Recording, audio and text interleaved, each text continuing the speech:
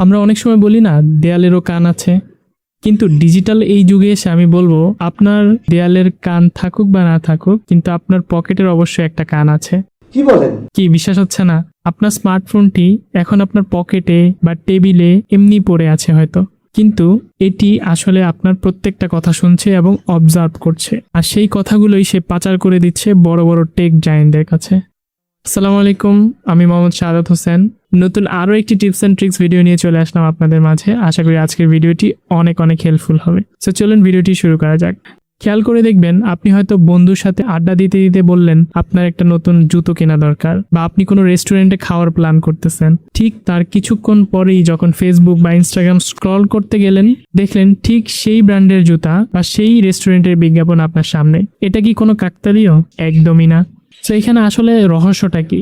প্রথমত হচ্ছে আপনার অ্যান্ড্রয়েড ফোনের যেই মাইক্রোফোন আছে, মাইক্রোফোন সবসময় কিন্তু চালু করা থাকে, এবং আপনি যখন কোনো নতুন অ্যাপস ইউজ করতেছেন, যেমন ফেসবুক, ইনস্টাগ্রাম, হোয়াটসঅ্যাপ, সো সেই অ্যাপসগুলো ইনস্টল করার সময় কিন্তু আপনার কাছে পারমিশন চায়, এবং আপনি কিন্তু অ্যালাউ করে দেন। সো অ্যালাউ করে দেওয়ার মাধ্যমে সে পুরো অ্যাক্সেসটা নিয়ে নেয় এবং আপনার সবগুলো কথা সে অবজার্ভ করতে থাকে, এবং আপনি যখন কথা বলতেছেন কোনো ফ্রেন্ড ফ্যামিলির সাথে, সে ওই কিওয়ার্ডগুলো সেভ করে রাখে এবং সেই অনুযায়ী আপনাকে অ্যাড দেখায়। সো আমরা কিন্তু সবাই এই বিষয়টা ক্লিয়ার যে ফেসবুক, ইনস্টাগ্রাম, ইউটিউব, সো এরা কিন্তু মূলত হচ্ছে এদের ইনকাম সোর্সটাই হচ্ছে অ্যাডস এর মাধ্যমে।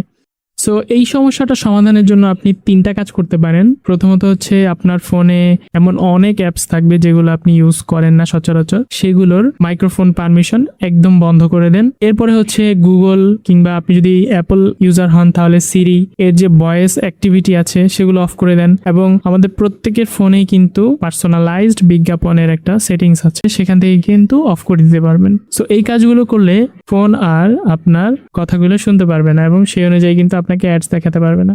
সো আশা করি আজকে ভিডিওটি অনেক হেল্পফুল ছিল।